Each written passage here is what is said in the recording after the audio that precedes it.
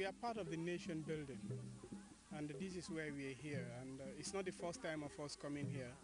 I led a group of Manjagos, almost about 100 and something who are here. I thank Almighty Allah for giving me this opportunity to be here with the women of my area, you know, who definitely responded on the president call back to the land. Their positive response to food self-sufficiency continue to be graced by their numbers, forming a significant part of Back to the Land call, with aim of keeping hunger at bay. They are all working very hard here. You know, I'm really impressed. I'm very, very much impressed.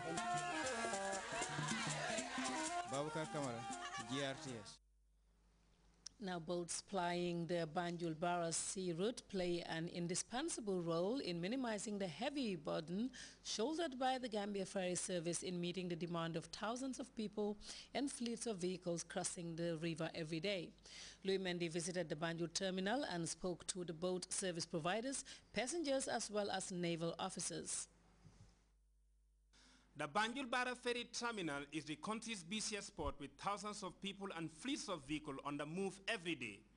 The ferry service sometimes faces challenges making it difficult to meet the demand of these people, especially when there is a breakdown. This makes the presence and services of the small boats plying Banjul-Barra indispensable. To many, it is always insecure using these boats. Well, a recent meeting with sailors and passengers who for many years uses these small boats reveal a different story altogether. Passengers on board small boats are always provided with life jackets, something they say is absent in the ferries.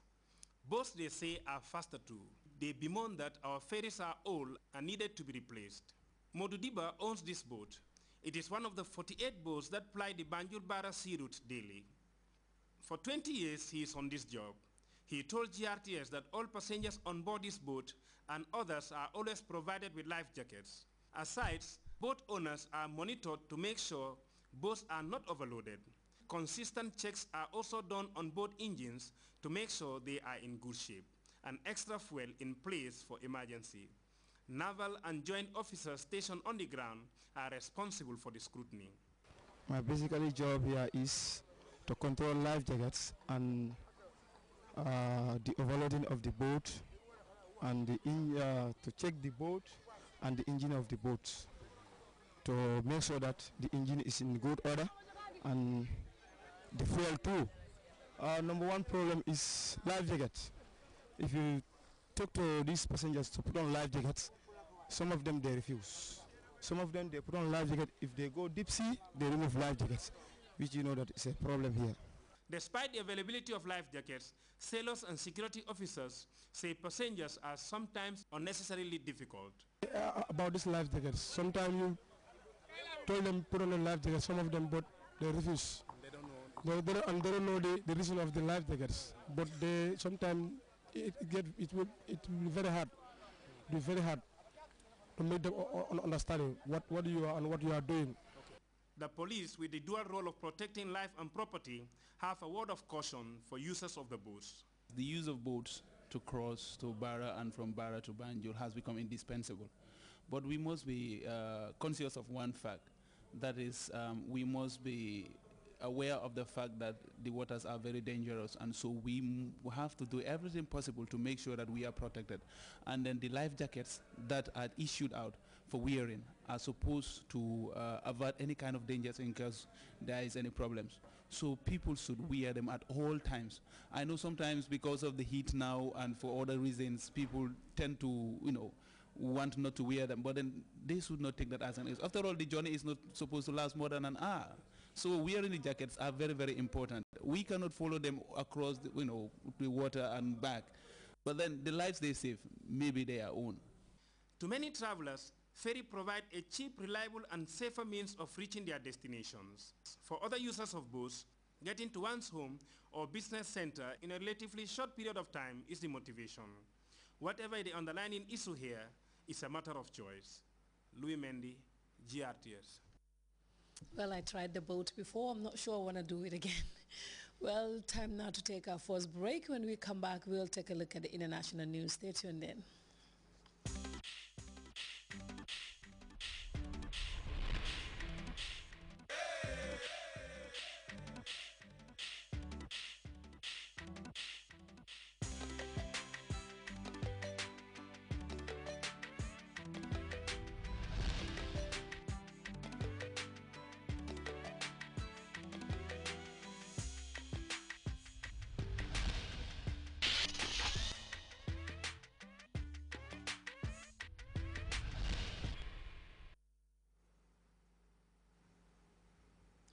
Welcome back. Former UN Secretary General Kofi Annan has expressed disappointment in the failure of both parties in the Syrian conflict to observe a 4-day ceasefire in honor of the Muslim feast of Eid al-Adha.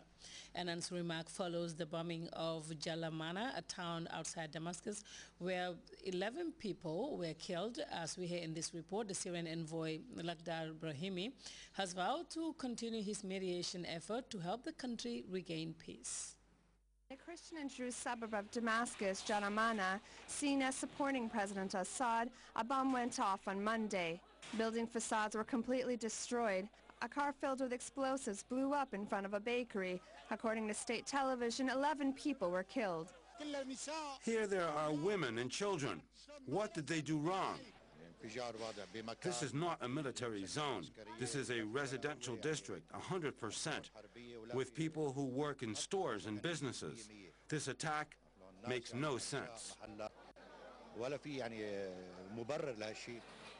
Last Friday, the Syrian army and rebels had announced 4 days of a ceasefire in honor of Eid, yet it was a short-lived ceasefire. After a few hours, the violence had intensified. The Syrian army bombed more than ever rebel strongholds. On Monday, there were about 60 air raids all throughout the country. After these images posted on various social networks, damage on ground could be seen by everyone. In 4 days, more than 500 people were killed, according to the Syrian Observatory for Human Rights. I'm deeply disappointed that the parties failed to reflect the call to suspend fighting. I once again call for the parties to immediately stop fighting. UN Special Envoy Lakhdar Brahimi shared the same sentiments during his visit to Russia on Monday. I'm terribly sorry. It will not discourage us because Syria is very important, because the people of Syria deserve our support and our interest. According to Brahimi, sending UN peacekeepers to Syria is not an option. Russia has called for an inter-Syrian dialogue. Just like China, Moscow continues to refuse to condemn violence from Assad's regime.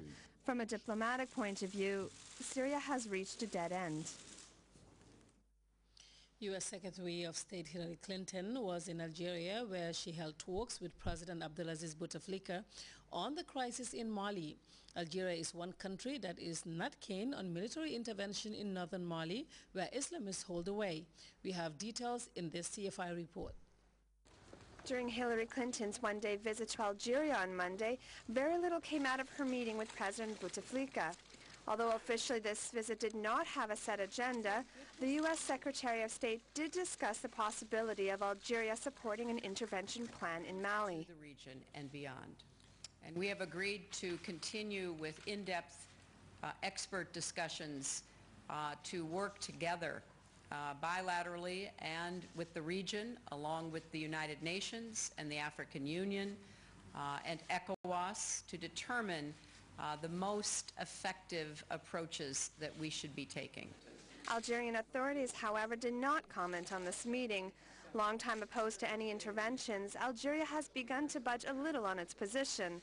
Authorities admit that at present an intervention could be considered so long as the envoy is made up by African forces. For the United States, it's not exactly a green light, but the main hope was to avoid any opposition from Algeria. For a long time, Washington has played a discreet role in the Sahel region. However, it is now taking a more active role to fight back against al-Qaeda in the Islamic Maghreb. Our approach is to make sure that al-Qaeda and elements of al-Qaeda have no place to hide.